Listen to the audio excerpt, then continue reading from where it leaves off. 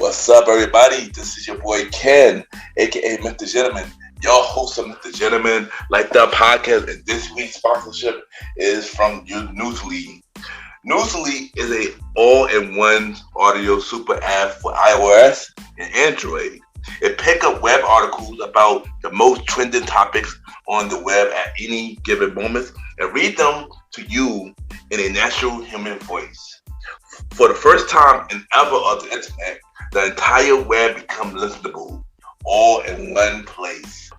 Browse articles from topic choose, start playing, start scrolling, and start listening. You can follow any topics as you specifically as you like, from sports, science to Bitcoin, even for the Kardashians. It will find you on the latest article and you read them to you out loud. And they have podcasts as well. Explore trending podcasts from over 50 countries. Our podcast, MrGentleman Like That Podcast, is on there as well. Yes, it is. Shout out to Newsly for that. I started using it as my default podcast app. Download and use Newsly for free from www.newsly.me or from the link in the description. Use the promo code MrGentleman that I will also put in the description and receive 1 month free premium subscription. So you already know, y'all, download Newsly now. Check it out. Support them, y'all. This is your boy Ken, aka MrGentleman, your host of MrGentleman Like That Podcast, and enjoy the show.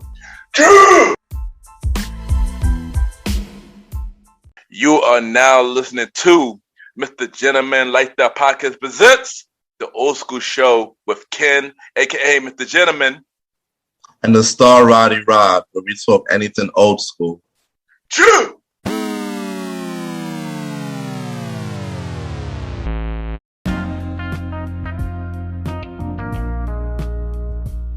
Hello, everybody. This is your boy Ken, aka MrGentleman, 1/4 of the Premier Podcast, and your host of MrGentleman Lifestyle Podcast. And welcome to another new episode of MrGentleman Lifestyle Podcast presents Old School Show. Hope all is well. Myself and the star Roddy is back with another episode. This is part 2 of the 2000 RNB theme, and this time we are talking about female artists. So y'all already know what to do. Sit back, relax, and I'll be right back.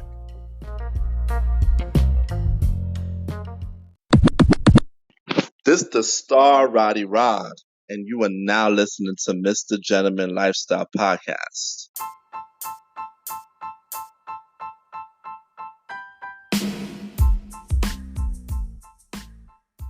Hello, everybody. This is your boy Ken, aka MrGentleman, and I am the host of MrGentleman Lifestyle Podcast. And this commercial break is brought to you by MrGentleman Lifestyle Podcast. On MrGentleman Lifestyle Podcast, we interview many guests about their life journey, pretty much where they come from and where they at now. Also promoting their brands or whatever they're doing at the time they come on the show. We also have the host talk about personal stories about himself and everything that he's been through. And also we have fun conversation about anything music, anything old school, relationships, wrestling, and many more. And y'all can tune in to MrGentleman Lifestyle Podcast every Sundays at 12 a.m. We are also on every Thursdays at 12 a.m. for Spinoff Series Thursdays, where we have all of MrGentleman Lifestyle Podcast Spinoff series all in one day, where we have a conversation about music podcasts every first Thursday at 12 a.m. The Old School Show with myself and the star Roddy every fourth Thursday at 12 a.m. And we have Date Night Talk Podcast with myself and Miss Vanna B every second and third Thursday at 12 a.m. And y'all can tune in to MrGentleman Like That Podcast on Anchor, Spotify, Apple Podcasts, iHeartRadio, Amazon Music, the Pods, and many more. or y'all can check it out on the official website of Mr. Gentleman Lifestyle Podcast, www.realmrgentlemanlifestylepodcast.com, www.realmrgentlemanlifestylepodcast.com, and tune in every Sundays and Thursdays at 12 a.m. for Mr. Gentleman Lifestyle Podcast. Thank y'all for tuning in to this commercial break of Mr. Gentleman Lifestyle Podcast. Back to your regularly scheduled program. Cheer!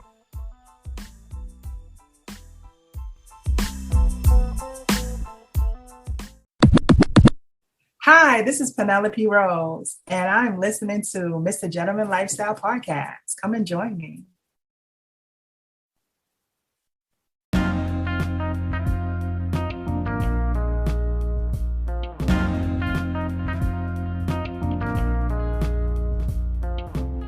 Welcome back, everybody. Welcome back. And at this time, we got another new episode of Mr. Gentleman Lifestyle Podcast presents the Old School Show. And of course, I got my co-host, the bro. He a part of the Premier Boy podcast. He got a new podcast show coming real soon. Hopefully, he will announce it at the end of this episode. We got the bro, the star, Roddy. Welcome to the Old School Show. Yes, thank you for having me, man. The Old School Show, where we do anything old school. You already know I'm here and I'm ready to go. There you go. And you already know, last episode, we talked about the R&B scenes, male R&B artists. But this time, we're going to talk about the female R&B artists. And I'm going to ask you one question, Roddy. But before we do that, I just want to apologize to everybody in the last episode. I know we read it for way too long last episode. So we try our best not to go that long. But if you happen to listen to the whole episode, I appreciate. We appreciate you. We appreciate you like 100% for real. All right. So my question for you, Roddy, is who were your favorite R&B artists in 2000?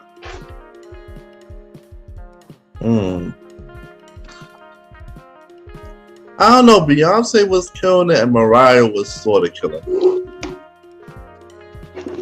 I agree. Even though I'm not the biggest Beyonce fan, I have to admit she was killing it in 2000. So I'm not gonna hold you. Beyonce was really killing in 2000s. Mariah she had some flops in 2000, but she came back. But we're gonna get to that. Cause both of them, we're gonna discuss about both of them. Also, I'm gonna say, I'm gonna say Brandy. I like Brandy 2000 stuff like that. Also, we're gonna mention Brandy too. But yeah, we just gonna get into it, son. We're gonna get into it. And funny thing, the first artist we're gonna mention is Beyonce. But before we talk about Beyonce, we gotta talk about where she comes from. Mm-hmm. So of course she started in the group Destiny Child. In the 90s, she started in 1998. And originally it was 4 members. It was Beyonce, Kelly, LaToya Luckett, and Latia. But then they left the group. And then later Fallon joined into 2000s alongside with Michelle. And they had their first album in the 2000s. No, I mean not their first album. I mean third album in the 2000s. By then, Fallon left. By then, but we had Survivor. Like, did you like Survivor? Survivor, no, I didn't like that one from them. Survivor. I mean, as a whole album, I didn't like it as the whole album. But for certain singles, I like it for certain singles though. But not for me. Survivor, yeah. And this is my opinion, everybody. Mm-hmm. Don't get on me for this. It wasn't Destiny's Child Evolver. It wasn't their crossover for me. Mm-hmm. Like I felt like they were still in that teeny pop, growing from you a bugaboo, you will say my name and this and that, but it's a little bit, more different lady anthems in this album. That's how I seen this album. Oh no, I definitely agree with you. I mean, I'm just letting the viewers know. of course. I don't need the comments, bro. No, I get it, because you know we got a lot of Beyonce fans out there, so we try my best not to say the wrong thing. But for the album Survivor, they have 4 singles. Of course, they had Survivor. They had Bootylicious, which honestly I hated that song. Oh my god, I hated even that the song. remix with Missy. I mean, the remix it was cool, but I don't know. I don't know. I mean, I don't know. I wasn't the biggest fan of that song for some reason. Then they have Emotions, which was the BG sample, which was the cool song. Yeah, it was a cool song. And then they had Nasty Girl, which honestly I do not remember that song. I remember it. I didn't know that. Naughty Girl. Naughty Girl. My God. Oh, I thought Naughty Girl was Beyonce. Well, Destiny Child got a version too, son. Well, I never heard that one. So Me either. This is news to me. Opposite, same here. I believe this was one of their biggest albums. I believe so. Shockingly enough, this was their biggest album. But let's see how it did on charts. You know, y'all already know we did a chart review. But don't see. So for a top 200 Billboard chart, it did hit number 1. For a top R&B chart, it did hit number 1. And let's see, we did hit with platinum, and it went 4-time platinum. And 4-time platinum. Yeah, I do believe this was one of their biggest albums, though. To be honest, I don't even think anybody in my house bought this album.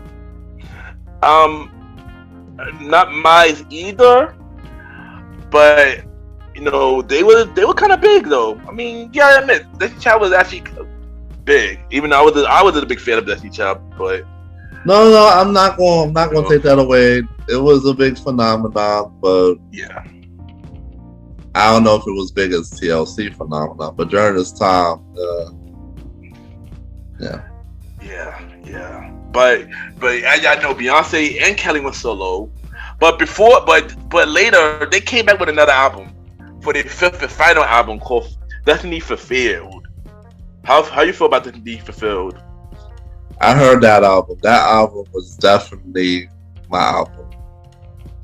The joints on there was definitely more mature and catered to everybody. I've heard some songs. It was a cool album. I didn't hear the whole album, but for the songs I heard, it was a cool album from the songs I heard. But I do like a lot of the singles, except for one single that I did not like. One single though, but for a majority of the singles, I liked the most of the singles for this album though. I'm gonna ask you a question, right? What single did I did like? I want to see what you know. I Need a Soldier and Cater to You, right? You're all right about one of them.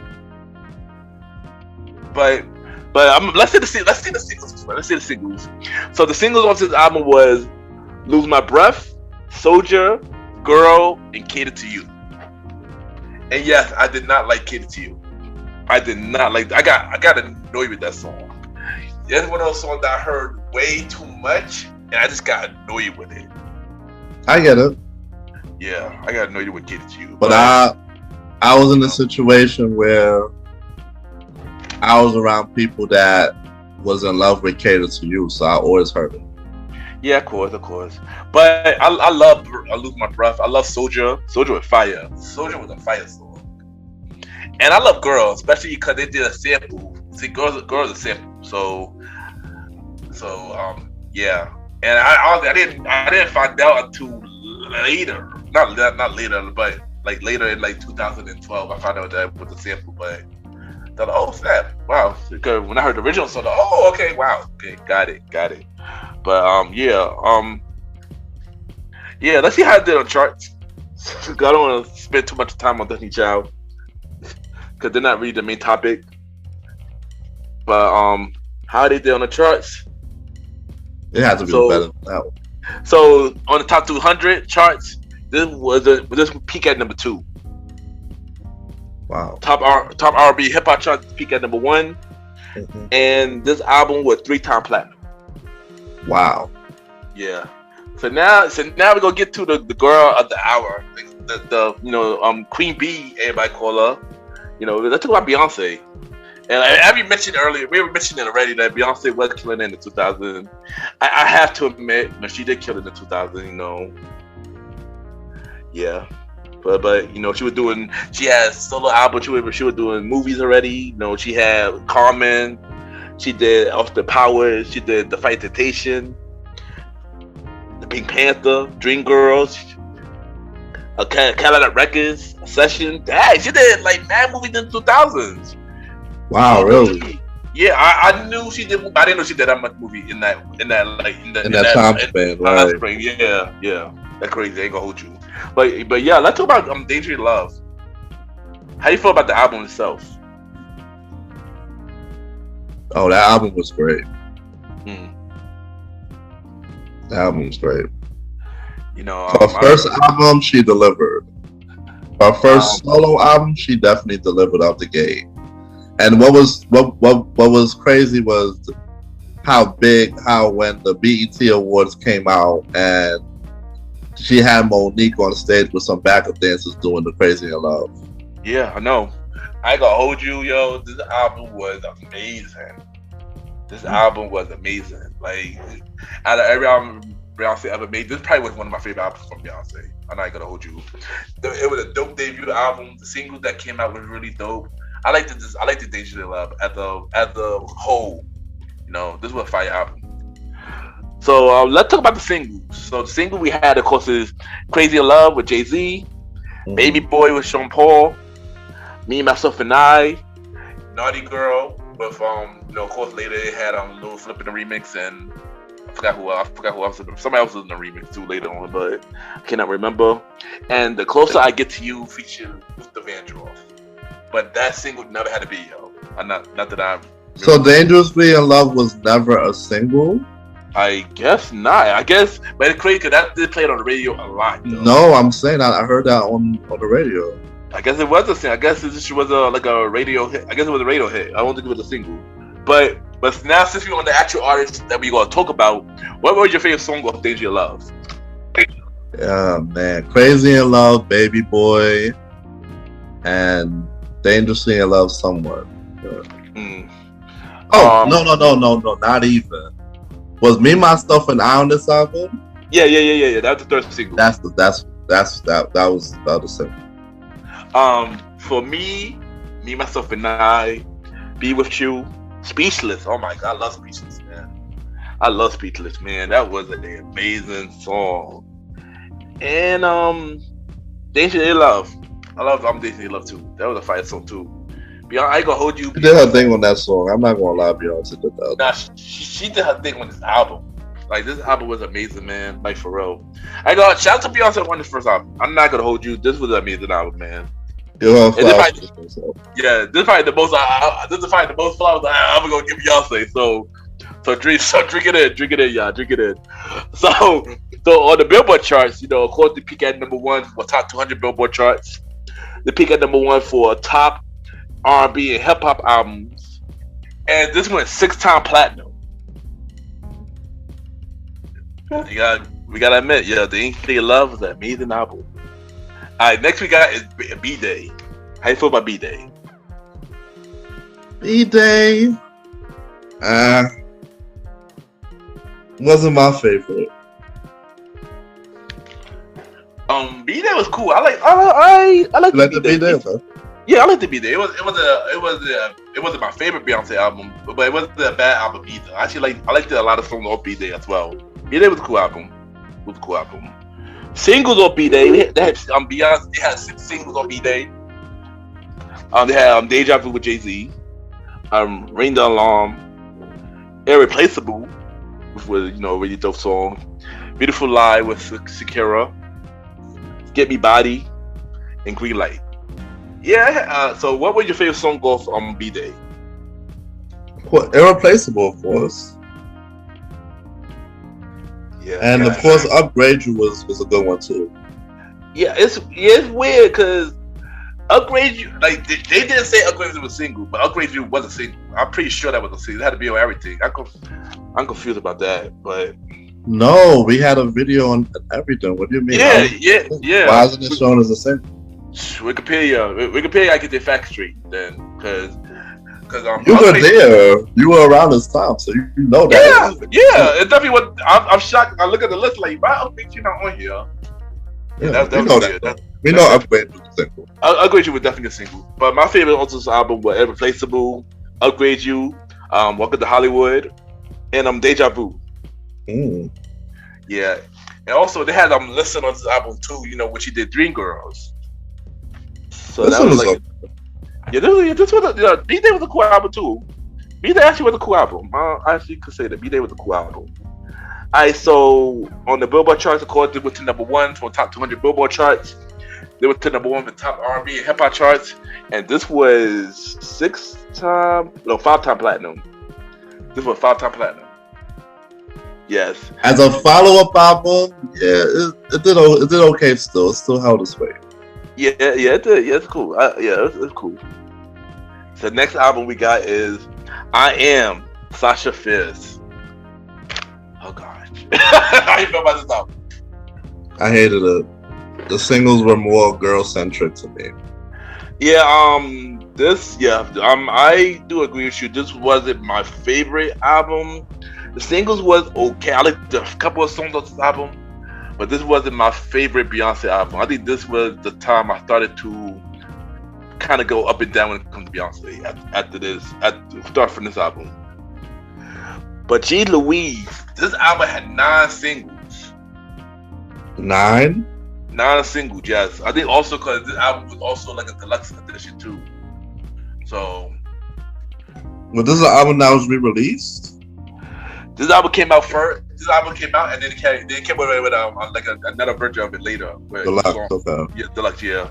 So the singles are "If I Was a Boy," "Single Ladies," gosh, "Diva," "Halo," "Ego," "Sweet Dream," "Broken Heart Girl," "Video Phone" with Lady Gaga, and "Why Don't You Love Me?"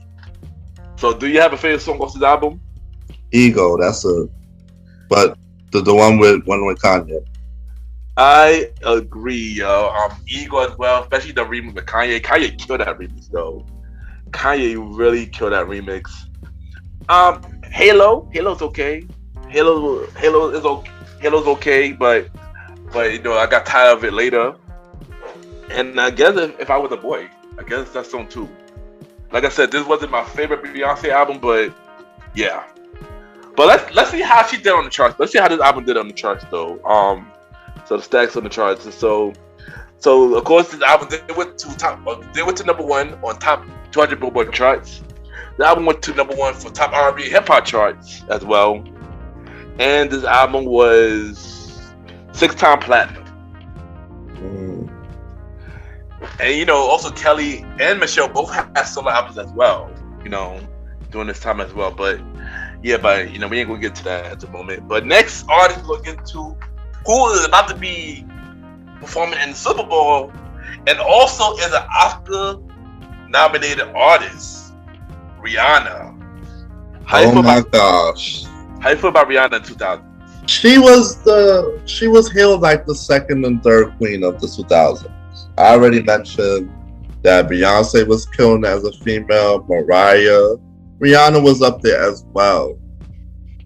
Yeah, I agree. Rihanna was definitely on the come up in the 2000s. You know, the Beijing Queen. Shout out to the Beijing Princess, Rihanna. Beijing all day. And yeah, I'm not gonna hold you. Her early stuff, I wasn't too fond of her early stuff. But once she got to like, you know, Good Girl Gone Bad and stuff, that when I really started to like Rihanna. So let's start out with her first album, Music of the Sun. How you feel about Music of the Sun? It wasn't my favorite. Too island vibe. It just wasn't my favorite, my tune at all. I'm sorry. I agree. Like I said, like I just mentioned, I wasn't too fond of Rihanna's early work. I didn't really listen to this album as a whole, and the singles I wasn't too, you know, fond of the singles either, because the singles of this album was "Upon the Replay" and "If It Loving That You Want." So yeah, I ain't gonna hold you. I wasn't too big on Rihanna at this time, and I can't even give you a favorite song because I didn't really listen to. I didn't like the singles, and I didn't really listen to the album, so I can't even give you a favorite song off this album. So yeah. And what about you? Do you have a favorite song off this album, or do you like? I definitely don't.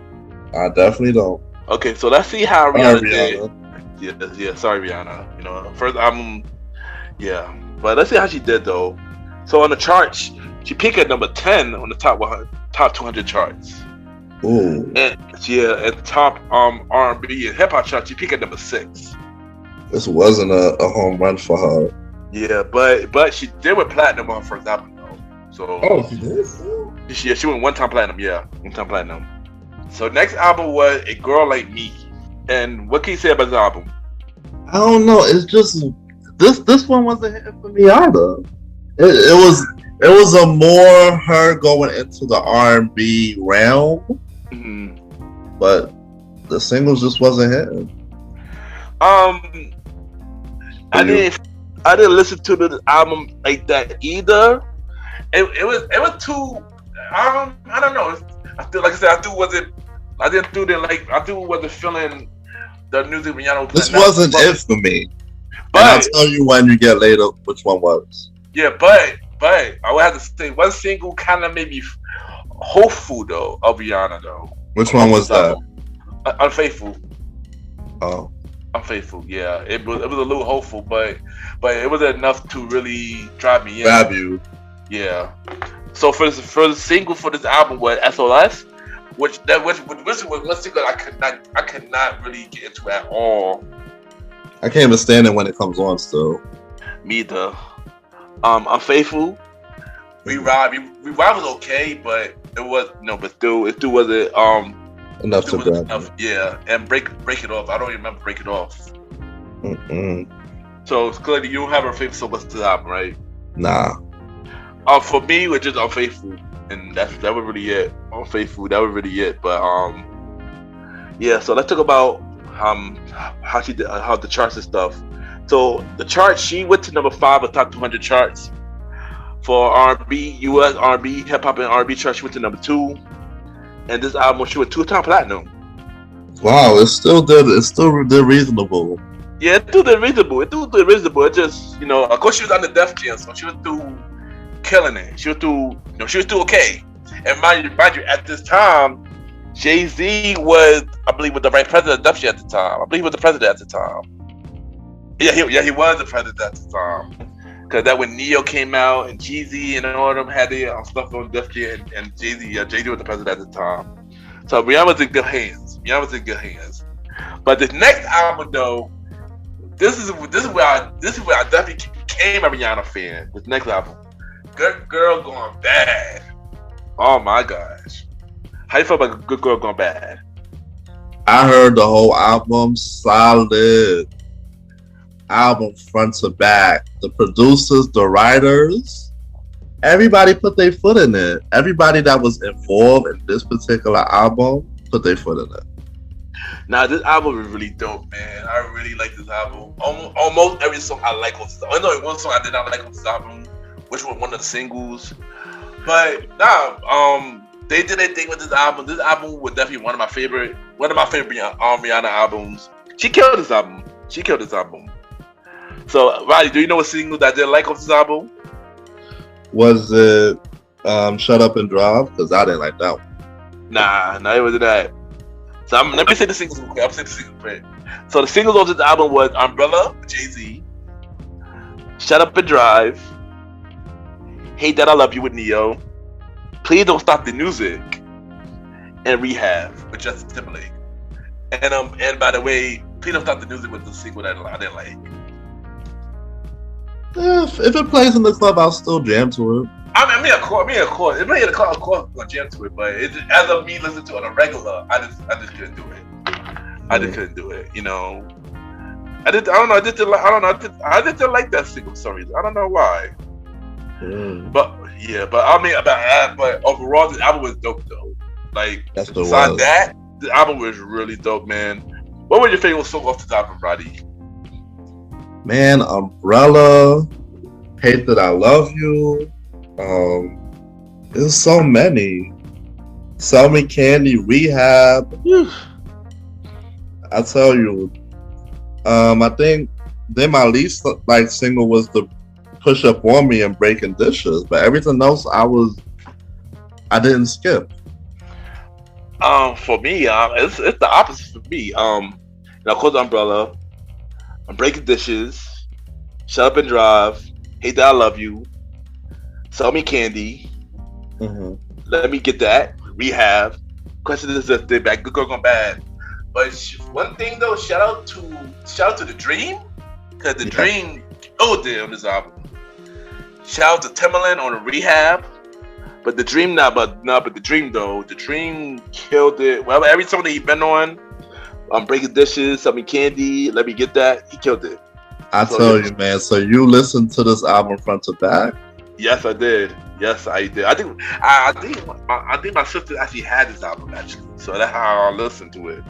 They had this album, so yeah. The album, I love this album. The album is actually one of my favorite albums. So yeah. So let's see how they're on the chart. So we know how it did. It got awards. Whoa. So on the top 200, chart, it went to number 2. It peaked at number 2. Oh wow. Yeah. So they got a top R&B chart now. Cause I didn't see this before. So top R&B chart, they went to number 15. That's weird. And top R&B hip hop chart, they went to number 3. I'm a little shocked that this didn't peak at number 1 because this was an amazing album. Yes, and they won a lot of awards for this. Yes, they did. Also, this 6-time platinum. And of course, too. Yeah, but of course, around this time, just like on the last episode, we spoke about Chris Brown. Rihanna was going through her stuff around this time as well. So, yeah, this was just the album that she was going through. She was going through it at this time too. Oh. Yeah, and then of course later she came up with the Good Girl Gone Bad Reloaded, and she added Disturbio on that album. I hated Disturbio. Which I wasn't a fan of that song, but let me go carry on to the next artist. Next artist we got is Alicia Keys. How do you feel about Alicia Keys as an artist? I still listen to Alicia Keys up to this day. She's dope. She's very amazing. Man, Alicia Keys is very talented, very amazing. She always comes with dope body of art, man. She's an amazing artist, man. Shout out to Alicia Keys. So let's talk about her first album, Song in a Minor. How you feel about Songs in a Minor? She did her thing on this. I got nothing bad to say about Songs in a Minor. I heard a lot of the songs. No, I agree. This was a good debut album. I liked it, all the songs that came out for it. Of course, at first, Fallen, it took me a while to like it, but as I learned to appreciate it even more, I loved the song. So, this was a dope first album. This was a dope first album for Alicia Keys. So, the singles of this album was Fallen, A Woman's Worth, How Come You Don't Call Me, and Girlfriend. What were your favorite songs off this album? Jane Doe, Girlfriend, and Fallen. For me, it's Fallen, A Woman's Worth, Butterflies, and Girlfriend. I don't know. A Woman's Worth was so overplayed. Yeah, I mean, they did play that a lot on WLS and Kiss FM. They overplayed that particular song, but they played that more than. But when Fallen was done, they just started to play that more. Yeah, because that was the second single, and Fallen was already killing it. So I mean, yeah. Well, you know how it is when a debut single comes. Eventually the debut single has to stop being played at some point, so the next single has to take over. So I get it. Yeah, of course. So on the top 200 Billboard charts, they peak at number 1. Top R&B chart, they peak at number 1. And this was 7-time platinum, which honestly, this was a big album. She won awards for this album. She won Grammys. So this was surprising. You know, shout out to Alicia Keys off this amazing debut album. So we got the second album, which is The Diary of Alicia Keys. How you feel about this album? Oh my gosh, amazing! She definitely was on the street because this second album, guarantee, was freaking better. Was just as great as the first. I 100% agree with you. I like this album better than the first. Like straight off, I actually had this album, so I heard this album from front to back. This was an amazing album. Now she did her thing on this album for real. So the singles of this album was you don't know my name. I don't know why I say you don't have to call. You don't know my name. If I ain't got you, Diary, and Karma. Forgot about. Oh, I remember Karma. Yeah. I mean, Karma wasn't my favorite song, but it was a good song still. But it wasn't my favorite song with the album, though. But yeah. So what was your favorite song with this album? Karma, You Don't Know My Name. If I Ain't Got You, Diary. Now, like I said, this album was amazing, though. This album was amazing. So I agree. Diary. If I Ain't Got You, You Don't Know My Name is definitely my favorite. My favorite song, like from Alicia Keys, period. I ain't gonna hold you. I love that song. And if I was your woman.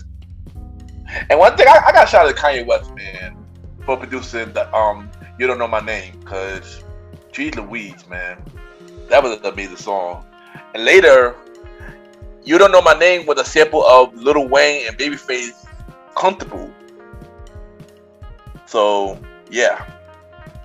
That's a little fun fact, you know. And the thing is, I found that out recently.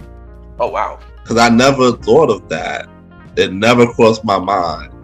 Yeah, because I know. And for most people, the way is the riff at the end, so it will never cross a lot of people's mind. Yeah, I remember one day I would listen to You Don't Know My Name, and I didn't, and it could usually be here on the radio.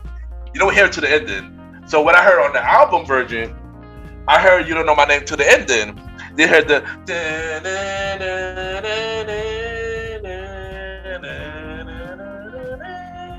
I'm like, okay, that sounds nice. Then later I heard Lil Wayne, I heard Lil Wayne Comfortable, and I listened to that song, and I hear that say ending. Like, I was like, hold up.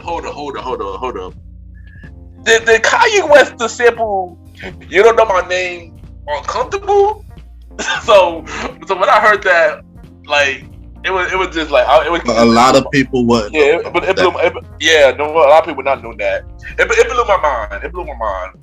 But You Don't Know My Name is sample from another song from an old school show. I can't remember the old school song at the moment, but yeah, like I said, You Don't Know My Name is an amazing song. That is one of my favorite Alicia Keys songs to this day. Diary was dope too. I know Diary was dope too. No, Diary was dope too. But I was just saying, You Don't Know My Name is my favorite Alicia Keys song. Like just straight off the bat. So on the top 200 Billboard charts, this peaked at number 1. Top R&B hip hop chart also peaked at number 1. And this album was 5-time platinum. Like I said, this was an amazing album, man. I love this album. Next album Alicia Keys had was As I Am. How you feel about As I Am? I didn't give the album. I'm sorry, I didn't give this album a chance. The singles wasn't doing it for me enough to give it a chance. I heard this album because iTunes, so I brought like most of the songs. Oh, you bought it? Yeah, I brought most of the songs of this album, and I liked it. I liked the album. It was a cool album. Of course, it wasn't like Song of the Mida and Diary, but for what it was, this album was a good album. So let's talk about the singles of this album. The singles of this album is number 1, Like You Never See Me Again, Teenage Love, and Superwoman. Yeah, I'm sorry, Alicia. This one wasn't for me. So do you have a favorite? Only song I liked was No One. No One. For me, I like the No One. I like the No One. I like the Superwoman. I like the Like You Never See Me Again. I like it. Lesson Learned with John Mayer. That was a dope song. That should have been a single. I like a Record Love. I like the a Teenage Love, Teenage Love Affair. Mm. But other than that, like I said, this wasn't my favorite out of Song No Minor or Diary of Alicia Keys, but this was still a good album for me. So on the charts, top 200 charts to peak at number 1, top R&B hip hop charts to peak at number 1, and this album went 4-time platinum. All right, next album we got for Alicia Keys is The Element of Freedom. Have you heard of The Element of Freedom? I didn't listen to the album itself, but the singles were definitely dope. I actually did hear this album. Was it a great album? It was a good album. But really drove me in on this album was the singles though. But this was a good album. The singles was kind of good. The single was good. So let's talk about the singles real quick. So the singles we had on this album, she had 6 singles on this album. Doesn't mean anything. I remember that. I remember that song. I don't. Try Sleeping with a Broken Heart. Put it in a love song. I believe that's a song with Beyonce. Yeah, that is. It's funny because that song supposed to have a video for it. It said the video was recorded and everything, but nobody seen the video ever. Wow. And it's crazy because I've seen the acid granted. I seen them when they were making this video, but this video would never release. I don't know why. It's weird. It's weird. Empire State of Mind Part 2. Unthinkable, I'm Ready, which was an amazing song. And Wait Till You See My Smile. So what was your favorite song with this album? Unthinkable. Just like that. Just like that. I got a couple. I got Love Is Blind, Try Sleeping with a Broken Heart, and Unthinkable. And I got a shout out to the new sexual himself, Drake. Drake wrote that song and was in the remix. So yeah, because I remember he had a version with him singing and rapping on the same song. Yeah, cause later. Yeah, cause on the original he was the background. He wrote the song. He was also the background of Unthinkable in the original one. So you can hear his ad-libs with Alicia on the song in the original one. And then on the remix, he sang and he rapped on it. So yeah. And I hope was that part of a mixtape for him? No, it's on. I think it's on. Should be on the. It should be on Spotify actually. The hit version is under Alicia Keys. It said Unthinkable Remix. Yeah, it should be on Spotify. So let's see how it did on charts. This album peaked at number 2 on the charts, on top 200 charts. It peaked at number 1 for top hip hop and R&B charts. And this album was 2-time platinum. So next we're gonna talk about the queen of the night. Well, she was the queen of the 90s. 2000, she did okay. 2002, this one big album that happened in 2000, Mariah Carey. How you feel about Mariah Carey? It was a lot of up and down for her in the 2000s. She had like some lows and then she came back and then she had some lows again. Yeah. So we'll explain it right now for the audience to know what I'm talking about. Yeah, cause I agree. She did early 2000 Mariah. I wasn't feeling it. But then she had a big comeback, a really big comeback, especially after she teamed up with Jimmy Dupree again, and I guess he brought her back that fire, But yeah, like Roddy mentioned, she did have the highs and lows in 2000, and we're gonna talk about that right now. First album she came out in the 2000 was Glitter, which was also a movie. For the way you just sided down, I don't think I need to ask you how you feel about this album. I think we need to move up. Just I agree. I can't even say much. I didn't really listen. I did hear Lover Boy. It was alright, but not enough to really keep me joined in. So we just gonna move on. Let's see how it did on charts. On the top Billboard charts, this peaked at number 7. The top R&B hip hop charts peaked at number 6. And this album was just platinum.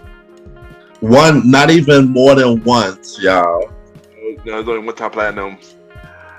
Which means that in real record keeping, she still did okay. Yeah, she did okay. Yeah, even though because people don't even people don't even get. Not a lot of people even get platinum. Sometimes they get gold, and that's it. They don't even get that. Yeah, and this album received really bad reviews. It's crazy bad reviews from what I heard. Also, the movie did terrible. I remember. And I've seen that movie, and I don't even want to speak about it. It's terrible. But I love Mariah. But yeah, let's just carry on. Next album. I was gonna say something else. Oh, see what you got to say, son. I don't know. It's like she have a huge diehard fan base already. So more than likely, because of the fact that she had a diehard fan base, that this album still did okay. Yeah, that's true. Yeah, exactly. She did have a fan base. Remember, she threw it playing on TRL, killing it either way. So yeah, I mean, yeah. So next album she came out with Charm Bracelet, and I'm not gonna hold you. I didn't listen to this album because I was too upset about Glitter, so I didn't even bother listening to the album. I was too upset with Mariah with that Glitter album, so I didn't give this album a chance. I'm sorry, I didn't give it a chance either. Yeah, I have nothing to say about it.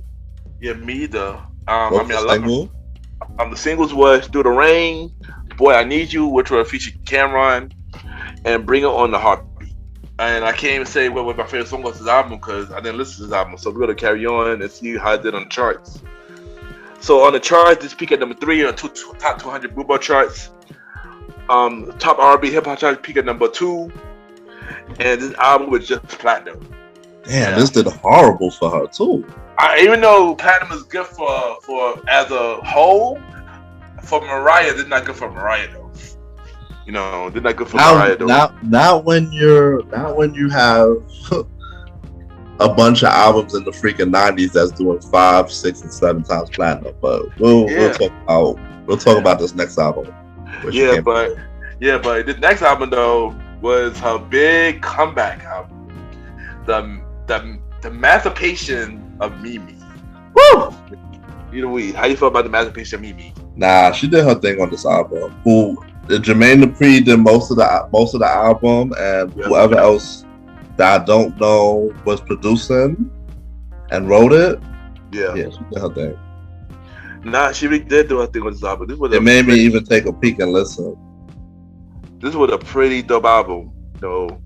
I love this album, right? She killed it. She killed this album. Shout out to her Pharrell. This was an amazing album.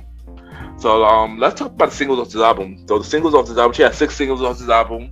Damn. And like that, We Belong Together, Shake It Off, Get Your Number, Fly Like a Bird, and Say Something. It's crazy because I don't remember Fly Like a Bird. Nah, me neither. And I heard Get Your Number recently. I believe that was with Nelly. I think Nelly or Jermaine Dupri. One of them. It was one of them on this song. Get Your Number. I think it was. Oh yeah, Jermaine Dupri. What's Jermaine Dupri? Yeah. But what was your favorite song off this album? Shake It Off, We Belong Together, Joyride, the one and only. For me, like that, We Belong Together. I did like Shake It Off. I like Shake It Off. Say Something. You're always gonna win from that song. Like, that's what I notice about music.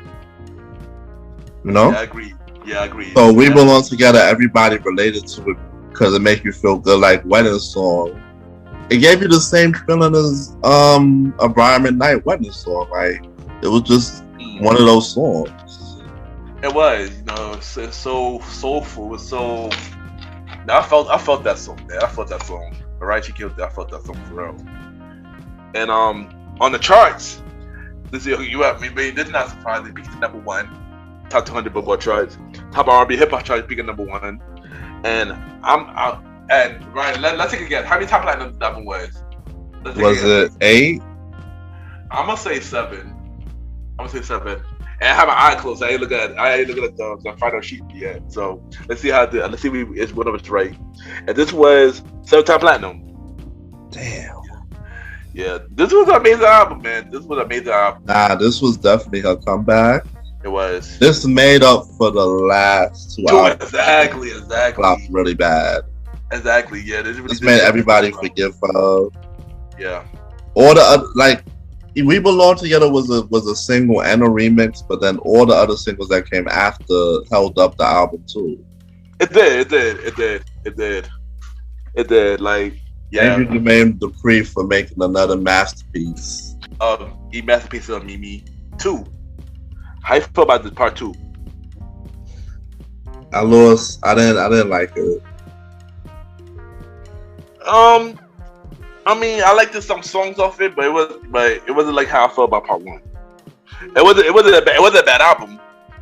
It just I didn't get the same feeling from part 1. I guess you tried to keep that momentum, 'cause, part 1 was amazing, but it didn't follow up as it did like part 1. Yeah. Singles off this album was "Touch My Body," "Bye Bye," "I Be Loving You a Long Time," and "I Stay in Love." Do you have a favorite song off this album? No, this wasn't it. For me, "Touch My Body" was pretty much the only real song I liked. I got tired of it after a while. I like it. It was catchy. I love that. I like that song. But they play the song a lot though. They did play a song a lot. I ain't gonna hold you. So this album peaked at number 1 to top 200 Billboard charts. It peaked at number 1 for top R&B hip hop charts, and this album just went platinum. So yeah. So next artist we're gonna talk about is Mary J. Blige. How you feel about Mary J. Blige in 2000s? She was I don't know. I love 90s Mary, to be honest, more than 2000 Mary, but 2000 Mary still had some bangers. I would have to say up and down for me for the 2000 Mary.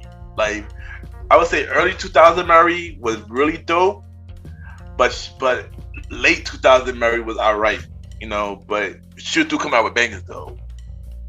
Similar to what I just said. Okay. Yeah, basically. So let's talk about So let's talk about the first album of 2000, "No More Drama." How you feel about "No More Drama"? I didn't listen to the album. Oh wow, really? I just know about the singles. I didn't listen to this album. Crazy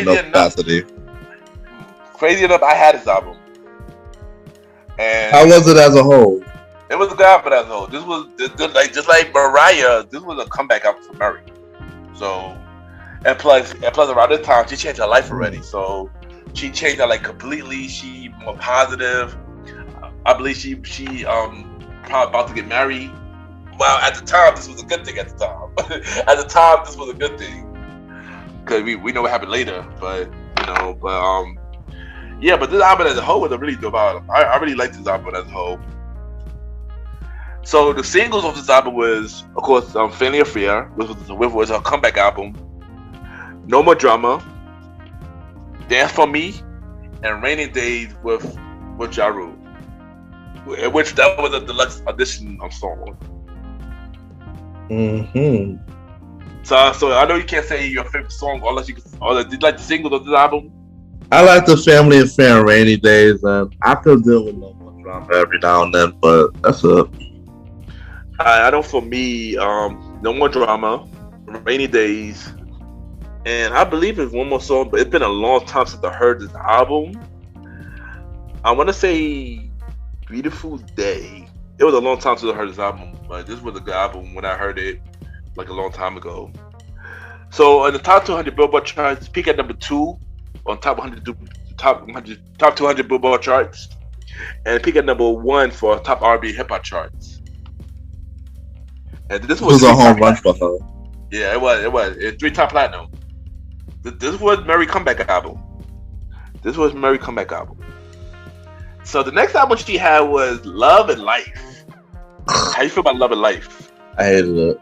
Really? The thing is, I guess the singles didn't impress me, to be honest, for this album.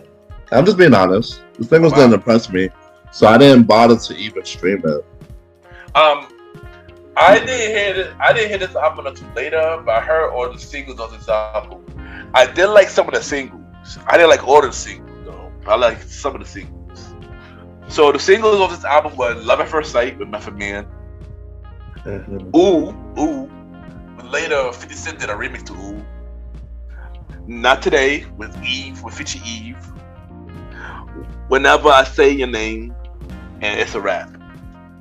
So did you have a favorite song off this album? No. This just wasn't it for me in my eyes. Honestly, for me, I could just say Not Today, Ooh, and Love at First Sight. And how it did on charts, peaking at number 1 for top 200 Billboard charts, peaking number 1 for top R&B hip hop charts, and this album went, it went platinum. All right, next album we're gonna talk about is The Breakthrough. All right, did you hear the Breakthrough? Yes, The Breakthrough. I heard it playing. Yeah, I heard The Breakthrough. This one was actually a good album as a whole. I ain't gonna hold you. I got The Breakthrough mixed up with Love and Life. Cause when I look at the singles, I'm like, oh, okay, this is the album. Okay, got it. I got this mixed up with Love and Life. Now this album was good. This was a good album. I heard this album. I like this was definitely my second. I can say the same. My second Mary album. My first was the one in '98, Share My World. Nice. So let's talk about the singles of this album. So the singles he had were Be Without You. Woo! Enough Crying. Yeah. One. Yeah. And Take Me As I Am. Yes. So for the reactions, basically all those I just mentioned were their favorites. Yes. There you go. I had to say this was a home for Mary. For me, this was a home run in my eyes for Mary. You did your thing on this one, Mary. I give you applause for this one. I definitely gotta listen to this whole album again. Cause I look at it, and this was it looked good. But for as terms of my favorite singles, definitely Enough Crying. Be Without You was my favorite Mary song. Oh my God, love that song. That was one of my favorite Mary songs. She killed it on that song. Can't Hide From Love with Jay-Z, and Take Me As I Am. And I love Take Me As I Am. I love that song. I really love that song too. So I agree with you, Roddy. Mary really did her thing on this album. She really whoever was on the production and the writing on this album. Yeah.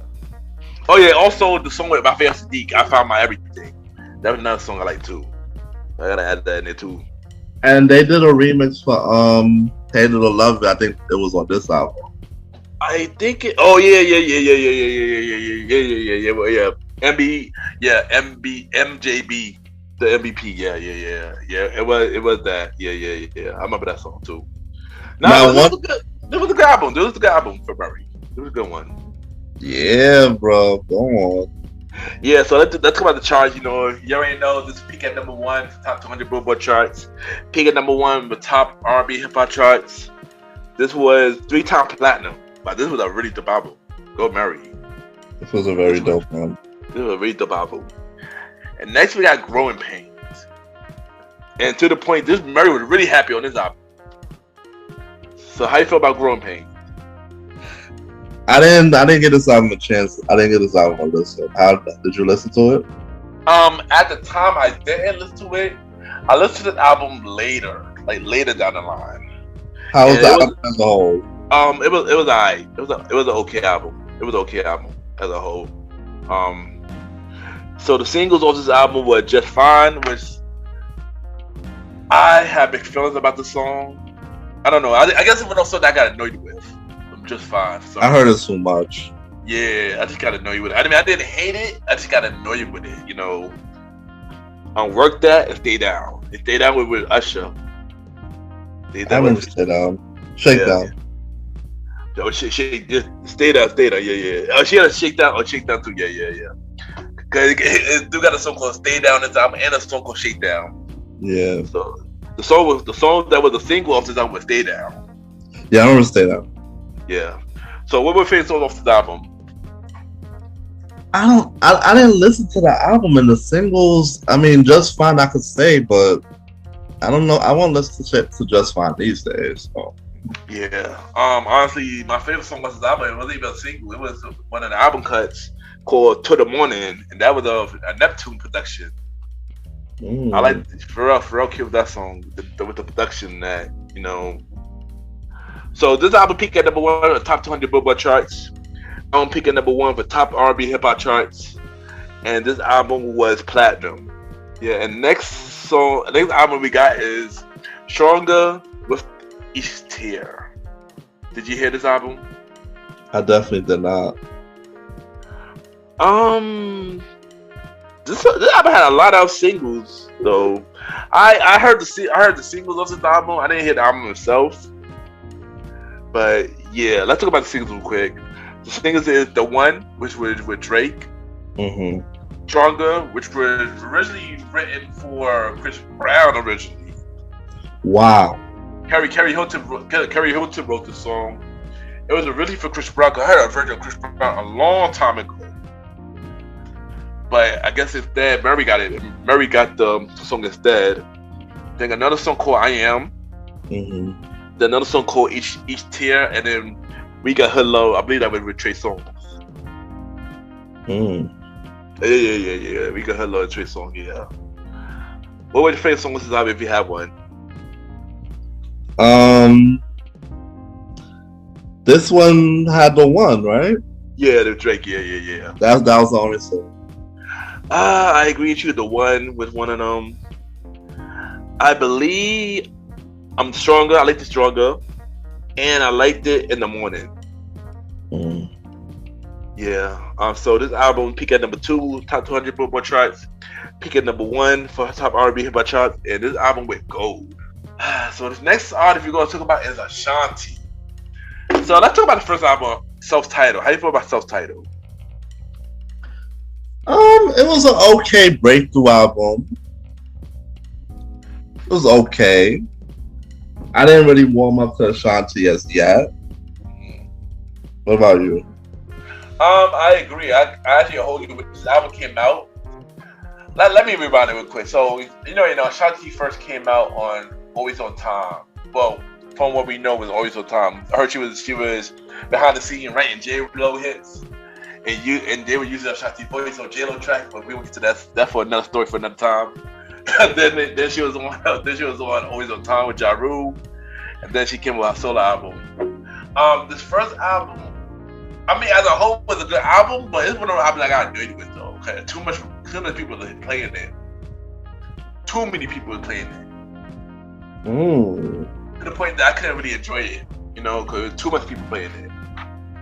I mean, at least now that I can listen to this album, man, I can say I enjoyed this album. But when the time the album came out, I could not enjoy this album at all. And this was the time we was in Roasted too, so yeah. So you know how that goes. So yeah. Yeah, man. So the singles on this album were Foolish, Happy, and Baby. Happy is cool. I can listen to Happy anytime. So that's your only favorite song on this album? Yes. I agree. I like the Happy. Happy was a really dope song. It's a fun song. I love Happy. Dream was a cool song. I mean, and I like Baby. Foolish was a good song, but like I said, one song I got annoyed with because clearly that song became big after a while. It became big. Yeah, that song came big after a while. You remember that song was on the Biggie remix. Yeah, they had the Biggie remix. Remember that song was on the charts for like just as much, like almost as much as we belong together. So yeah, I mean, Ashanti, really did have a dope debut album. though. I gotta hold you. She had a dope debut though. She killed it on this album. But but at the time I listened to it, I could enjoy it. So top 200 Billboard charts peak at number 1. Top R&B hip hop charts peak at number 1. And this album went 3-time platinum. You said 3? Yeah, 3-time platinum. Okay. So next album we will talk about is Chapter 2. How you feel about Chapter 2? I liked it more. Chapter 2 is cool. I listened to the album later, and this was a good album. I mean, not really much to say, but yeah. So the singles on this album is "Rock with You," "Rain on Me," and "Break Up to Make Up." So what would your favorite song off this album, Roddy? "Rock with You" and "Rain on Me."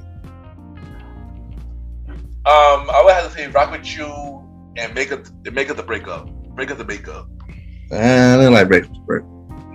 Yeah, I mean, "Rock with You" is okay, but yeah. And on the Billboard chart, to peak at the top 200 Billboard chart, peak at number 1. The top 200 Billboard chart, peak at number 1 for top R&B hip hop charts. And this went platinum. Oh wow! All right, this didn't do good as I thought. I thought we more than that. Yeah, both. And first I was 3 top platinum, but yeah, I thought it'd be a little better than that. So next album we had for Ashanti was "Concrete Rose." How you feel about "Concrete Rose"? I didn't listen to the album as a whole. I heard songs of the album. I didn't listen to the whole album, so I don't have much to say about this album. Singles off this album was "Only You" and "Don't Let Them." And I like "Only You" just because that beat is hard. I agree, yo. I like "Only You" as well. That beat is fire, man. We got shout out to Seven. He produced that beat. That that beat is crazy. Like, oh my god. Like that was a fire beat though. I ain't gonna hold you. That beat is fire. So on the top Billboard charts, top 200 Billboard charts, they peak at number 7. On top R&B hip hop chart, they peak at number 2. And this album went platinum. And the last album we're gonna talk about from Ashanti is the Decoration. The Declaration. Decoration. My bad. How you feel about the Decoration? I didn't like this album because I felt like it was too poppy and girly in my eyes. I don't remember hearing this album as a whole, but the single that she came out with was cool single to me. I enjoyed the singles that she came out with. And the singles was off this album was "The Way You Love Me, That I Love You," "Body on Me" with Nelly and Akon. Oh, sure, that was on this, right? Yeah. Cause remember, they had a version on Nelly album, and Ashanti had a version on her album, and they were dating at the time too. And on her version, it was more her singing on her version. She had more she had verses and stuff on her version. And the last thing was Good. Hated Good. I hated Good too. So what songs did you like off this album? I guess I could only say "Body on Me." I didn't like the other songs, and I didn't give the album a chance. I didn't give it a listen. I didn't give this album a chance either, but I did like "Body on Me," and also "The Way That I Love You." I like the Way That I Love You. That beat was kind of fire too. That piano beat. Yeah. But yeah. Who was producing? Was it Roddy? Let me see. For "The Way That I Love You," producer was Hudson. I don't even know who that is. Nah, I never heard of him. I know Akon produced, of course. "Body on Me," of course. Good with Jermaine Dupri. Yeah, this whole album, whoever Huskin is, he was the producer of this album. But yeah, so on the charts, top 200 chart peak at number 6, top R&B hip hop chart peak at number 2, and this album did not go platinum at all. Can you blame it? I can't blame it. I can't blame it. I cannot blame it at all. This was when Ashanti was starting to fall off. Yeah, and I don't even know if she was still on. I think Irv Gotti thing happened way before this, right? This was the after this album. Come up, she was dating Nelly, so I think around this time her Gertie thing started falling off. Yeah, I believe it was around this time. Yeah. So next album, the next person we're gonna talk about is Brandy in the 2000s. How you feel about Brandy in 2000s? I wasn't a huge. I liked some stuff behind the 2000s, but not overall. I wasn't a big fan of 2000s. I agree with you. I love Brandy, man. I love Brandy, but I feel like I didn't really give her 2000 stuff a chance like that. Other than like Full Moon, but I didn't really give the other two albums in 2000 a chance like that. Even though I listened to her stuff later, and I should have given it more of a chance. So let's talk about Full Moon. I heard Full Moon. So you already know after Moesha ended, she got pregnant. Full Moon came out. This was more of her trying to be the adult Brandy at the time. So you say you heard Full Moon. You say heard Full Moon, right? Yeah, I heard Full Moon. What you think about it? The production was good. It was so far back that I don't remember the album cuts, but I did used to have What About Us on repeat and Full Moon on repeat. Yeah, around this time, when this album actually came out, I didn't hear the whole album as a whole, but the singles made me enjoy this album. It made me want to listen to the album as a whole, but I never got you to listen to this album at the time until oddly after the verses. Actually, I kind of ran back on a lot of Brandy stuff, and I heard this album. That was really, really good, you know. So yeah. Singles off this album was What About Us, Full Moon, and He Is. I don't remember He Is. I heard it. I kind of remember it now. I didn't remember at the time. I know what it is now. But yeah. What do you think was Full Moon? Full Moon and What About Us? For me, Full Moon, What About Us, and put that on everything. So let's talk about the charts. On the charts, top 200 Billboard charts peak at number 2, top 100 R&B hip hop charts peak at number 1, and this album was just platinum. So next album was Aphrodisiac. How you feel about Aphrodisiac? I like the singles, but I didn't listen to the album as a whole. I ain't gonna hold you. A lot of people said this album was really good. And I'm upset that I never gave this album a chance. Like I said, I listened to this album after the verses with her and Monica. And this album was very underrated, yo. That album was really good. This album was really good. Was a lot of people talking about the album? Yes. Everybody keeps saying this was her best album. And people keep saying that. I was shocked. So this is probably something that I'm probably going to listen to again. But yeah, mad people say this was one of her best albums. It was very underrated. Very underrated. Wow. Yeah. So the singles on this album was, of course, Talk About Our Love with Kanye West, Who Is She To You, which she did have a version with Usher, and Aphrodisiac.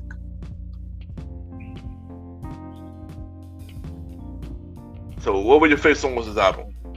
Who Is She To You? And Talk About Our Love. That's it. I Talk About Love. And that's another song she had. Should I Go? I can't seem to find the one with Usher on streaming. That yeah, for some reason that is not on streaming. I agree. I do not know why. I hate when they have these remixes or certain versions you can't find it. Yeah, it's annoying. No one knows. So Talk About Love. How I Feel, Should I Go? Siren, it's another song that she had on this album. I think it's on this album. Or Wildest Dream. I believe it's on this album. Yeah, so this album peaked at number 3 on the top 200 Billboard charts. Peaked at number 4 on the top R&B hip hop charts. And this album went gold. Dang. So wait, it was a great album and it went gold? Yeah, I mean, it was really underrated. Yeah. Mad people say this album was underrated. Mad people say this album is underrated. Like I've been hearing that for years. At the time I didn't get this album a chance though, at all. I felt like I should have though, but yeah. So next album she had was Human. Have you heard Human? I stopped listening to Brandy at this point. I'm sorry. Sadly, I actually did too. I feel bad about that too. Actually, yeah. And you gotta understand that when these songs come out, they're competing against a lot of other stuff. Yeah. So like this was the time when like Trey and Music and Chris and them was like on top of their game. Yeah, you were too much people. So even if you was a Brandy fan, this album probably got lost in the sauce for a lot of people like me, because what was big during that year. Yeah, I agree. That was why I didn't really care for this. Go on. Yeah, and you know, I heard the singles. I mean, the singles alright, but it wasn't enough to really want to listen to this album. No, single of this album was Right Here and Long Distance. I didn't even like the singles, bro.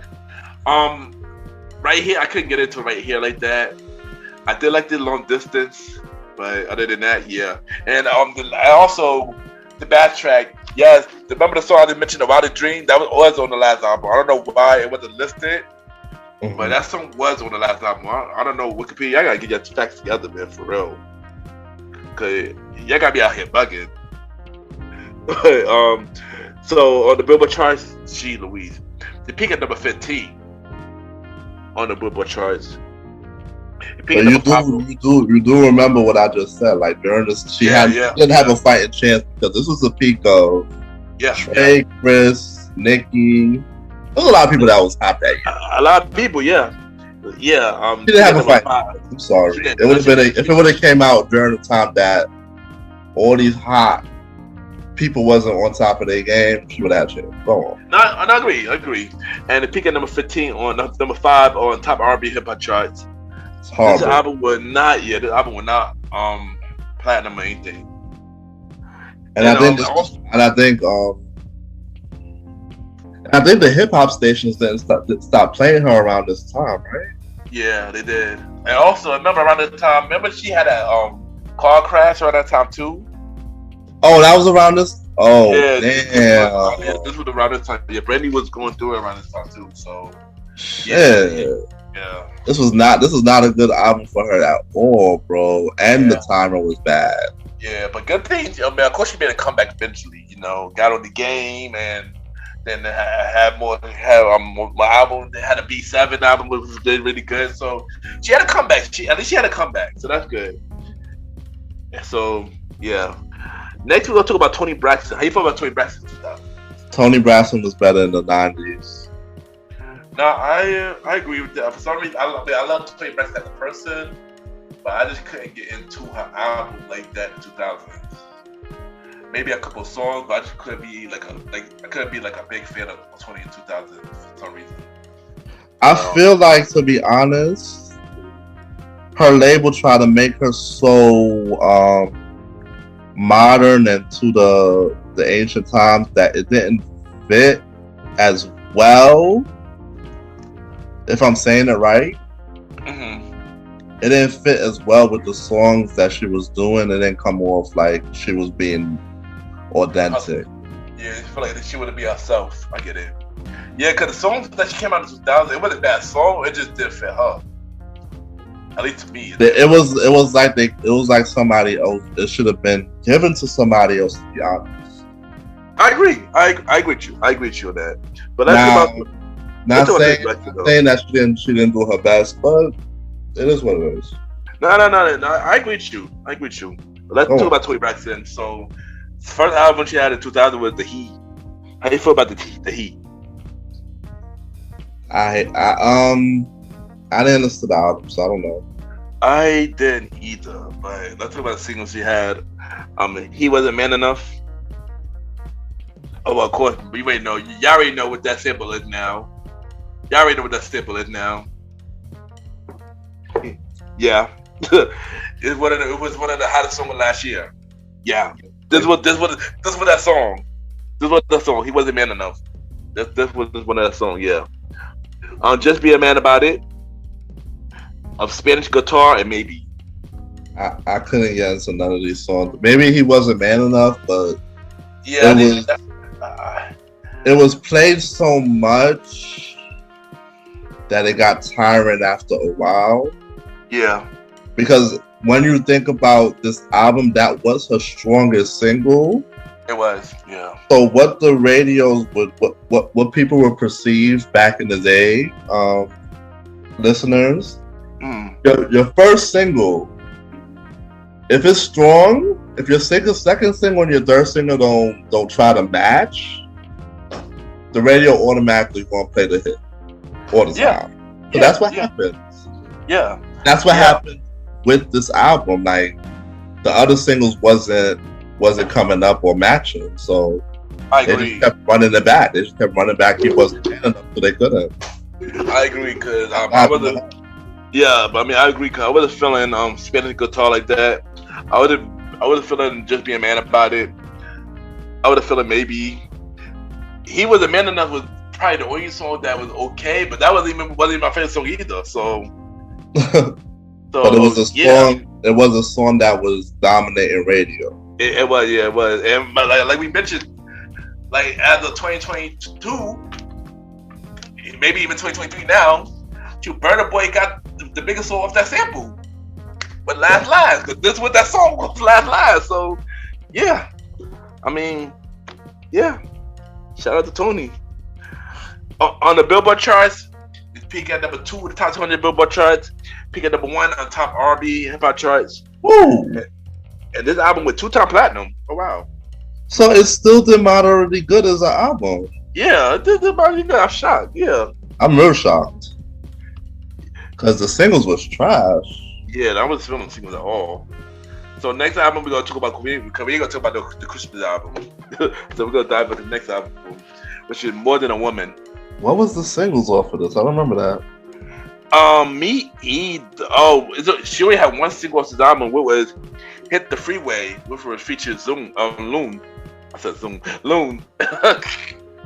It wasn't a strong enough single. It wasn't at all. The song was okay, but I didn't like it. I didn't listen to the album at all. Let's see how it did on the charts.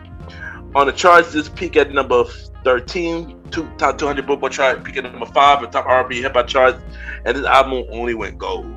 And can you blame it? I can't. I think around this time, Toni Braxton was starting. It was kind of the downfall of Toni Braxton around this time when she went bankrupt and stuff like that. I think this was around this time. Cause after that album, she had on greatest hits albums. And just like Mally said, Mally Mal from the Premier Boys podcast, he mentioned in the episode for Premier Boys Back that most of the time the greatest hits album is basically a placeholder for the artist to eat. And I believe that. Yeah. Because a lot of people, they have greatest hits and then they make essentials all the time. Yeah. In between their albums. And number 1. Yeah. That's true. But somebody said something else somebody else from the Purple Book said something else about great hits album, which I know I don't say. But yeah. But let's carry on. And the last album talking about that also. Yeah. but the last I'm gonna talk about from Toni Braxton is Libra, which were recently got put back on Spotify recently due to background on records. So how you feel about Libra? I don't even know what songs was on there. It's been a long time because, like I said, it was not on streaming service for a very long time until last year. So I can't even remember what was on this album. So the singles of this album was "Please," "Trippin'," "That's the Way Love Works," "Take This Ring," "Subtly," and "The Time of Our Life." And I don't think the radio was running these songs. I don't think so either, because I don't remember any of them that. Everything you just named, I don't know it, so I can't even tell you. Yeah, and the thing is, I look back to listen to this album to see if I actually know this album, and I really didn't know this album. So I think Ken, that this was the time that R&B was just in trouble. So like, number 1, the radio stopped playing R&B artists like that unless it was Christopher Brown and a couple of other R&B females, and that's it. Yeah. And let's talk about the charts real quick. So this album peaked at number 4 on top 200 Billboard charts. Peaked at number 2 on top R&B hip hop charts. And the album went gold. So yeah, this was a time like you mentioned. Remember, wow, toward the end of 2000s, R&B was starting to slow down, heavy. So the promotion for R&B during this time was already in jeopardy. Yeah. Unless you were people who were named like Chris Brown. Yeah, pretty much. So last episode we talked about Day 26 and how they got put on for making the band. So on this episode we're gonna talk about another group that was made by making the band, Danity Kane. How you feel about Danity Kane as a group? They were okay. Yes. I didn't really care too much about their music. Yeah, kind of the same. I mean, I liked them. I liked them individually, but as a collective group and in music, they was okay for me as well. It didn't do nothing for me. But yeah, let's talk about the first album, self-titled. How you feel about self-titled? I didn't listen to the album, so I don't even know. I mean, I heard most of these songs. I watched the band making the band, so I know most of these songs. I didn't like the first album, like at all. I didn't like the first album for them. So, like I said, I like the Day 26 first album better than I like their first album. Wow. Yeah, I didn't like their first album like that. That is a song I didn't really like them. The songs like that. Singles of this album was Showstopper and Ride For You. Yeah, I can't even say a song that I like, because I didn't really like this first album. So yeah, I'm just gonna carry on. Billboard charts picking up one top 200 Billboard charts, picking up one top R&B hip hop charts, and this album went platinum. Second album from them though, Welcome to the Dollhouse. How you feel about Welcome to the Dollhouse? I didn't listen, so I don't know. I actually did listen to this album. This album was way, way better than the first. Everything wise, production, writing, everything. This is like Day 26 second album was better. Their second album was better than the first. So the singles off this album were Damage and Bad Girl. Damage is catchy. Yeah. I like the Damage. I like the Bad Girl. I like it. Sucker for Love, which that was one of my favorite songs with this album. And I like it. Poetry. And I liked it as anybody listening. Top 200 Billboard chart to pick at number 1. Top R&B hip hop charts pick at number 1. And this went gold. So yeah, to carry on. Next artist we'll go into is Keisha Cole. How you feel about Keisha Cole in the 2000s? Keisha Cole was killing it. She was killing it. I 100% agree. When I saw her on I Changed My Mind, I was like, yo, who is this girl? I really like this song. She's killing it. And I liked it, Love, but then everybody started liking it, and it just turned me off after that. But me saying that doesn't mean that she wasn't a good artist, because she was a good artist. It just, you know, when things get too popular, yeah, I just stopped liking it, you know. And that song Love got way too popular. Way too popular. Clearly it's a hit. Rachel.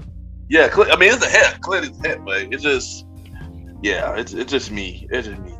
So let's talk about the way it is. How you feel about the way it is? The way it is was good. I actually, due to me having a lot of females around during that time, I actually heard it. But I kind of didn't pay attention to the album cuts. I did hear it. It's a solid work. I heard most of the songs. This was a good album as a whole. So this was a good album as a whole. So yeah, shout out to Keisha Cole. So the singles on this album was I Changed My Mind. Of course, later they had a remix with Shine on it. I Just Wanted to Be Over, which I didn't know. I thought that was the last single, but then I should have had Cheated, and then Love was the last single. I didn't know Love was the last single, but yeah. I always thought that was like the first. I always thought that was the second single. I loved I Changed My Mind and Love Both. For me, I Changed My Mind. I Just Want to Be Over. I mean, I can add love to it now. I can add love to it, and I should have cheated. Mm-hmm. Yeah, but I changed my mind. Was my favorite song off the album. So top 200 Billboard charts peak at number 6. Top R&B hip hop chart peak at number 2. This album went platinum. As it should. Yeah, but I ain't gonna hold you. Even though the way it is was a good album, I felt like this album was better. Let's talk about just like you. Ooh, her sophomore effort, bro. Dude, yes. I ain't gonna hold you. This was an amazing album. I love this album. This made me a Kishiko fan after that.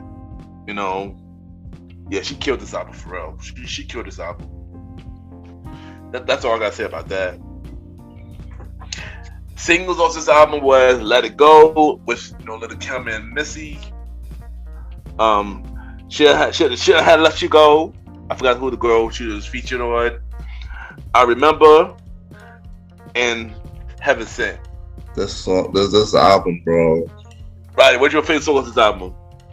Heaven Sent, Shoulda Let You Go, Let It Go, Last Night. Yeah, I agree with you. Shoulda Let You Go, I Remember, Heaven Sent, Let It Go, and also Last Night. Top 200 Billboard chart peak at number 2. Top R&B hip hop chart peak at number 1, and this album went platinum. Well, it should have went more times platinum because she had the TV show and everything. I agree. Yeah, because around this time the TV show is out too. That's another thing too. I agree. It should have been more than that. I agree with that. It should have been more than that. But since we here, who we felt won that versus Ashanti or Keyshia Cole? Oh, I can't remember. For some reason, I feel like it was Ashanti. Yeah, I think it was too. I think Ashanti did. Yeah, I think it was Ashanti as well. Ashanti did better on that versus the Keyshia Cole. Our next album we're gonna talk about is A Different Me. How you feel about A Different Me? I'm sorry I didn't listen to this one. I heard some songs on this album. This was an okay album. Not much to talk about it. I mean, the singles was alright, but it wasn't strong enough to me really want to check out this album though as a whole. So the singles was Play Your Cards Right, with Tupac, You Complete Me, and Trust. I believe Trust was with Monica. Wow, yes, it was. Oh yeah. For me, I guess Play Your Cards Right was probably the only song that really caught my attention, and I think Brand New, and that was really it. Nothing out there really not really catch my attention on this album at all. Yeah, I'm sorry. I checked out from her around this time. Alright. So top 200 Billboard charts peak at number 2. Top 100 top R&B hip hop charts peak at number 1, and this album went platinum. What? Yeah. It must have been the fan base, cause she do got a fan base though. She do got a solid fan base though. So yeah. A lot of times, no matter who you are, if you drop a not so great album, your fan base can carry you to the top. Oh, that's a fact. So the next album, in the 2000s, she was a writer to many artists. She was pretty much writer to Jennifer Lopez. She was a writer for Mary J. Blige. She was a writer to R. Kelly. She was a writer to many people. She joined up with Timbaland, and then she came out with her solo album. And she only had one album in the 2000s era. Her second album was in the 2010 era. We're gonna talk about Miss Carrie Hilton, aka what Lil Wayne would say, Carrie baby. How you feel about Carrie Hilton? Carrie Hilton was okay. She's okay. I'm not gonna hold you, son. I had the biggest crush on Carrie Hilton, man. The biggest crush on Carrie Hilton, man. I was a fan of her. Talented woman, very beautiful. Yeah, Carrie Hilton, man. She's Louise. So let's talk about her album.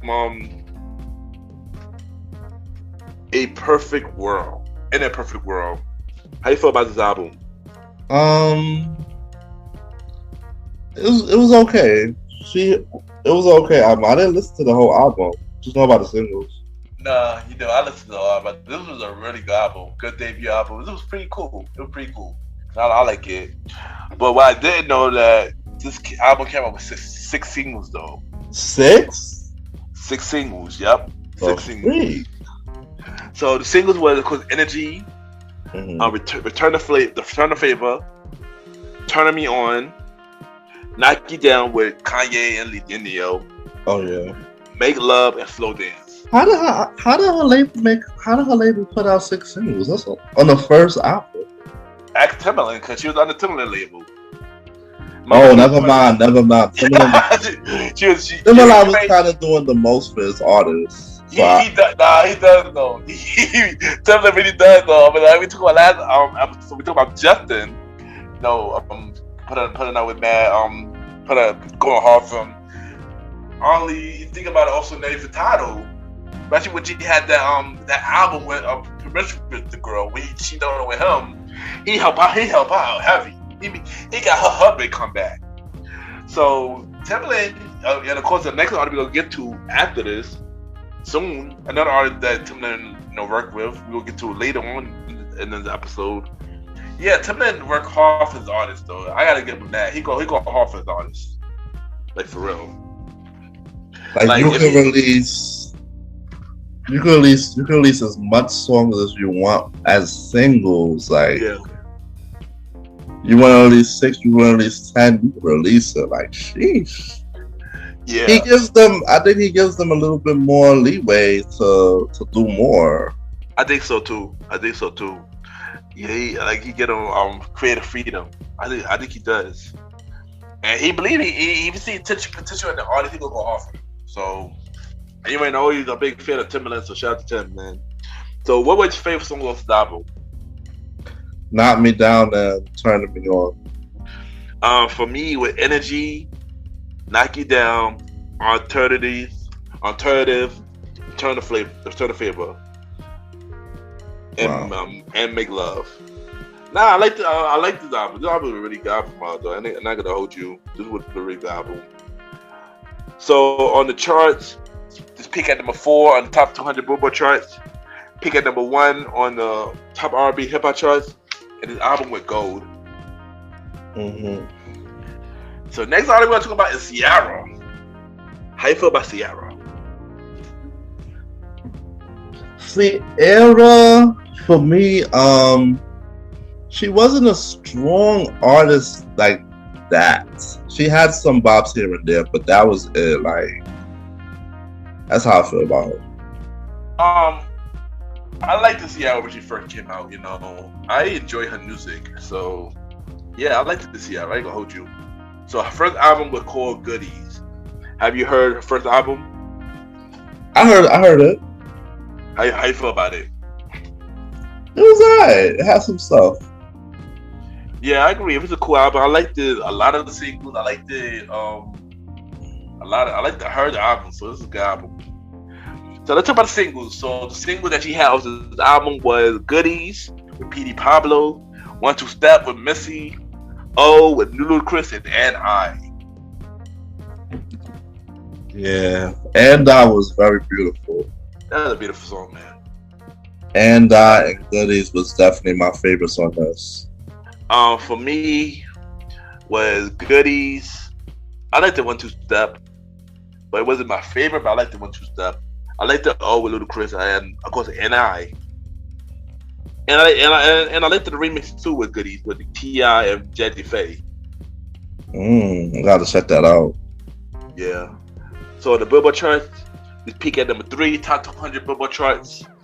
Peak at number 1 on top R&B hip hop chart, and this is the album with 3-time plat. Ciara had a good start on her debut album, and also we got to shout out to Jazzy Faye for her out. Yeah. But even though Goody was good, I felt like the second album was way better than Goody. Let's talk about the evolution of Ciara. Oh man, I tell you. That album has some joints. Nah, this was a good album. This was a good album. The Evolution. I love all her singles on this album, and this album as a whole was a good album. I listened to this whole album later down the line. But yeah, shout out to Seattle for this album, man. This was a dope album. And you know, first single of this album was "Get Up" with Chameleon, which was also on the Step Up soundtrack. Yeah. Step Up 2 soundtrack. I saw Step Up 2, so yeah, don't judge me. Second single was "Promise," which I love "Promise." Third single was "Like a Boy," and fourth single was "Can't Leave Me Alone" with 50 Cent. Yeah, I loved "Promise." Nah, shoot, weed. I love "Promise" as well. And this was the album with "Like a Boy." Yeah, "Like a Boy." They used to run "Like a Boy" a lot. And this album, most of the tracks I've heard during that time. It was. This was a really dope album as a whole. My favorites was "Get Up," "My Love," "Can't Leave Them Alone," "Promise," "Like a Boy." And like I said, this was a really dope album, man. Let's see how I did on the charts. So on the charts, it peaked at number 1, top 200 Billboard charts. Peaked at number 1, top R&B hip hop charts. This album went platinum. As it should. Dope sophomore album, man. This was a dope sophomore album. Next, we got "Fantasy Ride." It came out in 2009. Have you heard this album? I'm sorry, I was turned off by the singles, so I didn't even check it out, and I was kind of off the Sierra train at this point. I heard the album later that night. It was a cool album. I heard the singles. It's not memorable to me. Not to say that, but it wasn't bad. But the single just was not memorable like that. But the single that was on this album was "Go Girl," "Never Ever," was featured Jeezy, I believe. "Love, Sex, Magic" with Justin Timberlake, and "Work." Hated that song. Work, which was Missy. Oh man, I hated those two songs. I forgot what "Work" was. I don't even remember what "Work" was.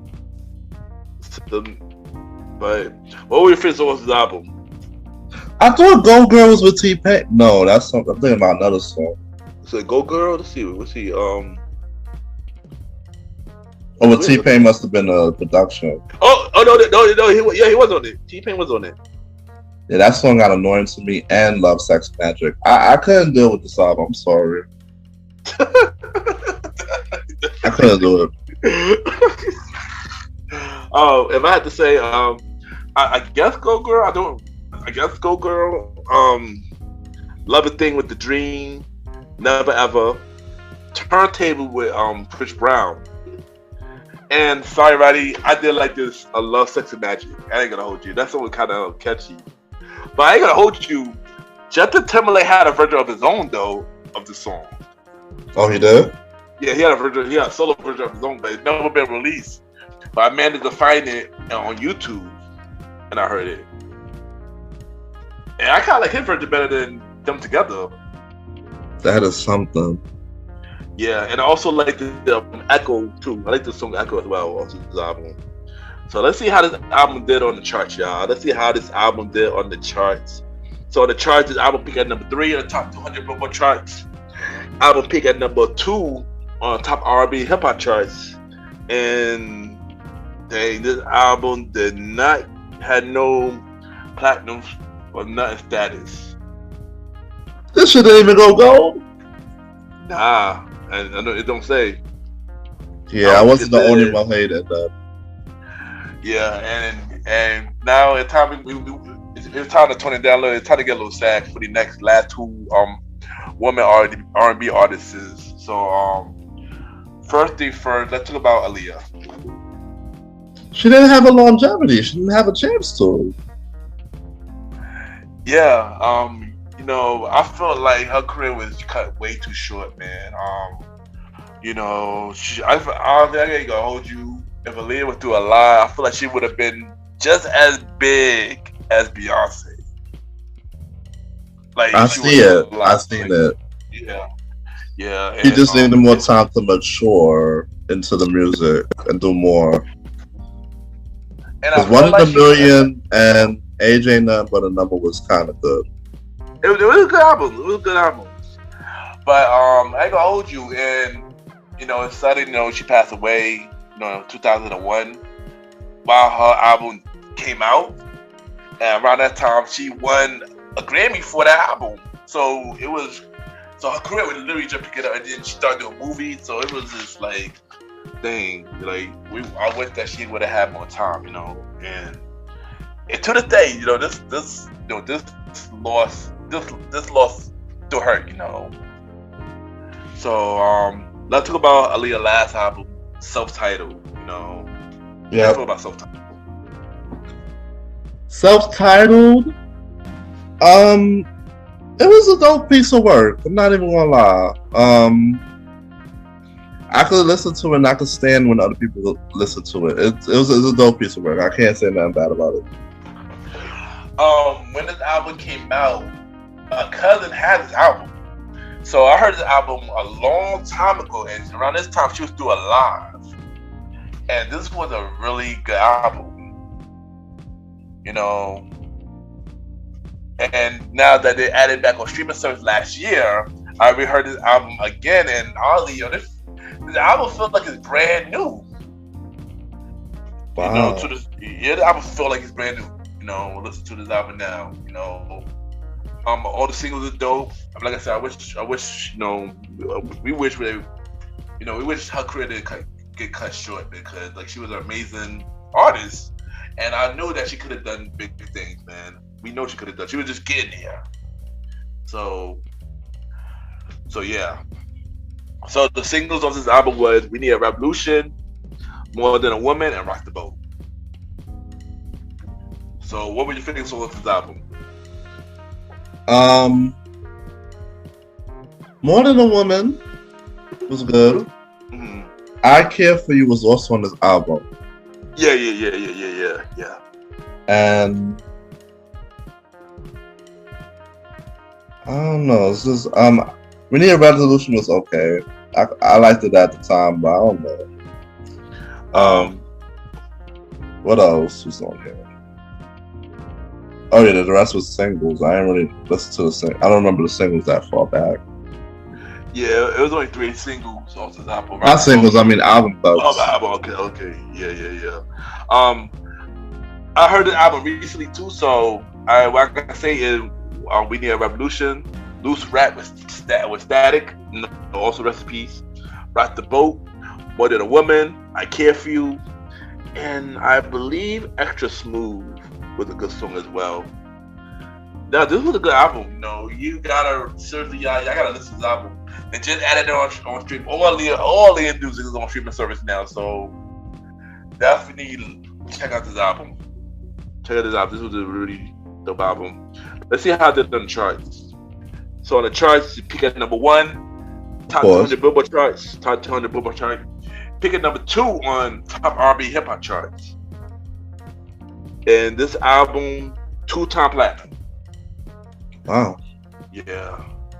Since it was her last album and the thing, I thought that it would have did a lot more numbers than 2 times.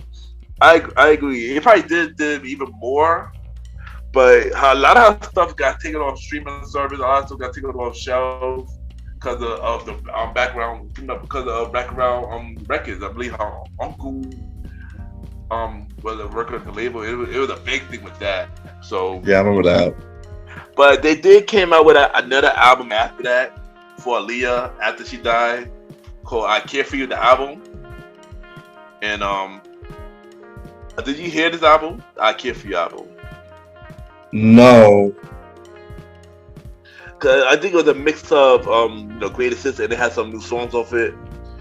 And then of course, like "I Miss You" and stuff. Yeah. And "Can I Come Over?" Yeah. I like the "Can I Come Over," but that was ran on the radio so much it got annoying after a while. I mean, of course. But I understand. I'm just saying, it just was played so much. That's what I meant. Yeah. So the singles on this album was "Miss You," "Don't Know What to Tell Ya," "I Care for You." They actually make "I Care for You" as a single for this from, and then "Come Over." And I like the, of course, "I Care for You." I like the "Miss You." I like the "Come Over." Tank wrote and did background vocal for "Come Over." And I don't remember the other single though, but I might check that out though. Yeah, but let's see how this did. They peak at number 3 on the top 200 Billboard charts, and peak at number 1 on top 100 top R&B hip hop Billboard charts. This album with platinum. I do got a fun fact about Aaliyah, but it's also help out the next artist, which is another legendary artist that we lost, Whitney Houston. So let's talk about Whitney Houston in the 2000s. I wasn't tuned into Whitney. Don't kill me for this, but I wasn't tuned into Whitney in the 2000s like that. No, I agree with you. I don't know if it's because she slowed down and she didn't make a lot of stuff or a lot of strong stuff. Yeah. But Whitney in every other decade, better. No, I agree. I mean, I love Whitney. You already know, I love Whitney from the 80s and 90s, but 2000s, I don't know. I wasn't the biggest Whitney fan in 2000s like that. I was more a fan of her with the acting than when she did with the news in 2000s. I would say that. Yeah, so. But she came out with 2 rest albums. In peace, but. Yeah, rest in peace to Whitney too. But she came out with 2 albums in 2000. Let's talk about it. First, she came out with Just Whitney in 2000. So, did you hear Just Whitney? No, I definitely didn't. So, I'm gonna talk about the singles on this album. Is what you looking at? Mm-hmm. On One of Those Days. Mm-hmm. Try It on My Own. Mm-hmm. And Love That Man. Mm-hmm. I'm trying to remember. Do I remember any of these songs? I feel like I remember What You're Looking At, but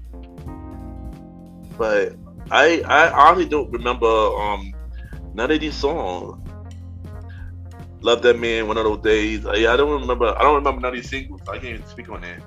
But like I said, I didn't really listen to Whitney in the 2000s either. But maybe I should check out this album just to check it out.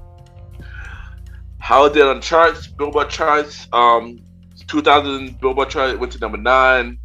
Top R&B hip hop charts went to number 2. This album went platinum. As it should, because yeah, it's still winning. And last album that we have for Whitney, and I did heard this last album, was "I Look to You," because my family had this album in the house, so I definitely had this album. This was the last album that came out in 2009. "I Look to You." I didn't check it out at all, and I don't even think I enjoyed this thing. I heard this album. This album is a lot more gospel in a sense. Really? It's a little bit more of it. Yeah, a lot of the song was. A lot of the song was. It was more. The last song was different from her usual stuff. I gotta hear this again because this was a long time since I heard this, but this is a really good song, good album. Singles of this album was, let's see, "I Look to You" and Million Dollar Bill. Wow. And I Look to You. That was an amazing song. That was an amazing song. R. Kelly wrote that song. So yeah. Million Dollar Bill. Alicia Keys wrote that song. I gotta hear that song. I do not remember Million Dollar Bill. But fun fact though, Whitney was, you were prepared to do Sparkle, and she found out about Sparkle in 2001. You remember that movie came out, I believe, in 2010, I think. Around there. Yeah, but the fun fact is, Aaliyah was supposed to be the lead in Sparkle. Originally. Oh. She was supposed to be the lead. Remember the lead was they gave it to Jordan Spark. But Aaliyah was supposed to be the lead for that role. Wow. Imagine if Aaliyah did that lead, yo. That would have been amazing. She would have killed it. I think she would have did a lot more better than Jordan Sparks did. Me too. She would have done a lot more better than Joyce Sparks did. Like, Me too. Even though Joyce Sparks is talented, don't get me wrong, but I feel like Aaliyah just would have, geez Louise, she would have killed it. Yeah. So, top 200 Billboard charts. This peak at number 1. Top 200 Billboard charts. Top R&B hip hop chart. This peak at number 1. And this album went platinum. Rest in peace to Randy Houston. Rest in peace to Aaliyah. And also rest in peace to Let's Die, who also died in 2002. So, yeah. So before we go, we already know we're gonna do a segment where I'm gonna say an artist and we say our favorite song from that artist during their 2000 era. Are you ready? Yes. All right. So first we're gonna say Maya. Maya, Best of Me, Case of the X, Fallen. I'm gonna say Fallen. Alright, Latoya Luckett. Torn. Song that I have. I agree with you. I'm gonna say Torn as well. Alright, Jennifer Hudson. Spotlight. I agree. I'm gonna say Spotlight as well. Fantasia. Free Yourself. Truth Is When I See You. I agree with all three of them as well. Monica. Should've Known Better, So Gone. Just So Gone for me. Anne Marie. One Thing, Why Do We Fall in Love, Talking to Me. I agree with all three. 3LW. You're laughing, I know why. But I know why. Listen to the Premier Boy podcast. You know why. Listen to the Premier Boy podcast. Baby, No More, Baby, I'ma Do It Right, and I Do. No More. I'm gonna just say No More. And JoJo. Get Out. Get Out and that second song she had. Baby Is You. Nah, Baby Is You. That's the other one. The other song she had. Just a little too late. It is a little bit too late. There you go. And y'all already know. Thank y'all for tuning in to another episode of the Old School Show. Y'all already know. Thank you to my co-host, the star, Roddy Rod. Thank you for being. Yes, of course. You already know, bro. Thank you, man. It's always good to have you on the show, man. And yeah. Star, you already know what you gotta do. Drop your social media where everybody can reach you, and drop every project that you're about to do. All right. So you can find me at The Star Roddy Rod. I ain't gonna tell you how to spell the star, but Roddy Rod is RODDY. ROD. Catch me on this show, the Old School Show, the Premier Boys podcast. And my upcoming solo show, Star Time, with the Star Roddy Rod. There you go. Special announcement, Roddy's solo podcast show called Star Time Podcast, hosted by the Star Roddy Rod. There you go. Come in real soon. And yeah, we're looking forward to that project. And yeah, and hopefully y'all check it out as well. Thank y'all, and we'll be right back.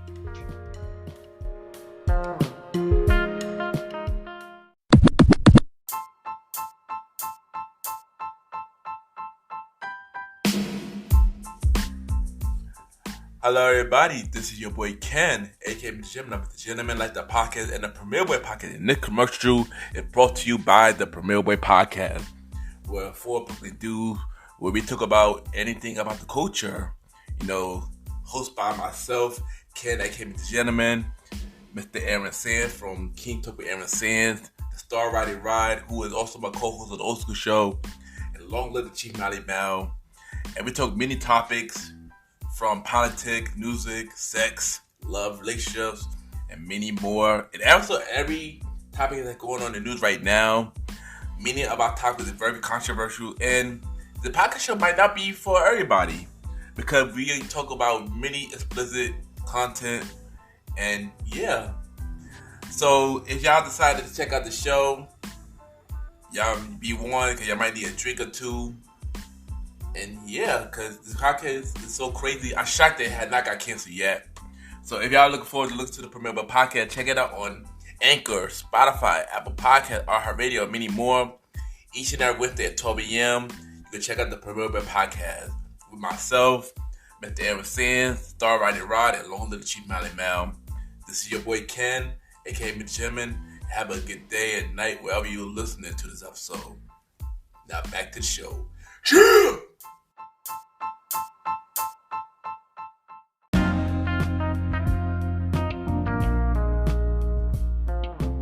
I just want to take the time to thank everybody for tuning into this latest episode of MrGentleman, Lifestyle Pocket Presents, Old School Show.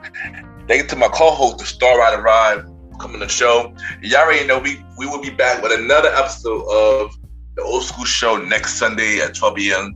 to finish off season 2 of MrGentleman, Lifestyle Pocket Presents, the Old School Show.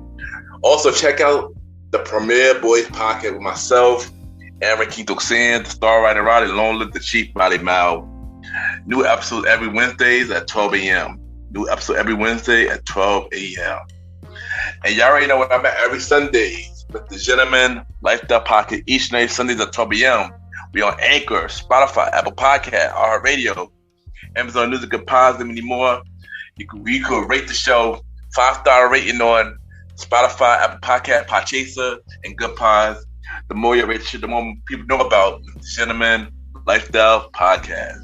If you want to be a guest on my show, send me an email about yourself and everything that you do to my email, kenypgent@gmail.com, kenypgent@gmail.com, or hit me up on social media, Ken_MrGentleman. I repeat, Ken, Ken _Mr. MR Gentleman, GENTLEMAN.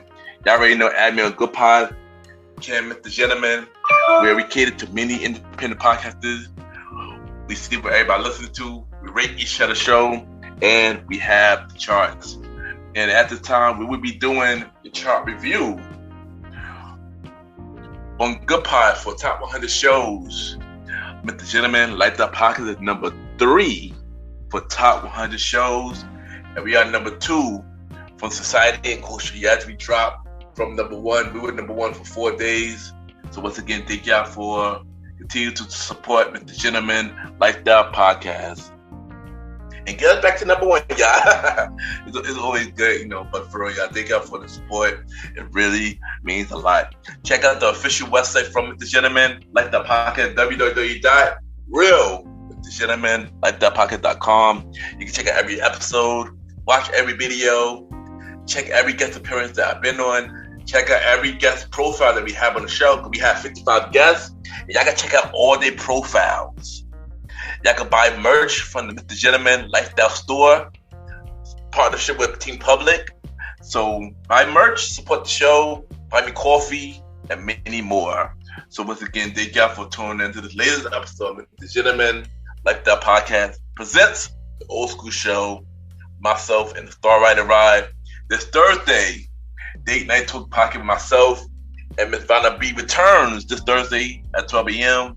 And next Sunday, another episode of the Old School Show. Have a good day or night wherever you're listening to this episode.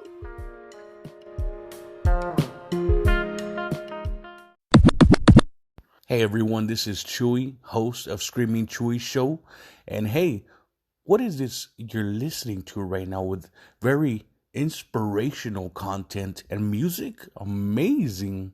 You're listening to the MrGentleman Lifestyle Podcast.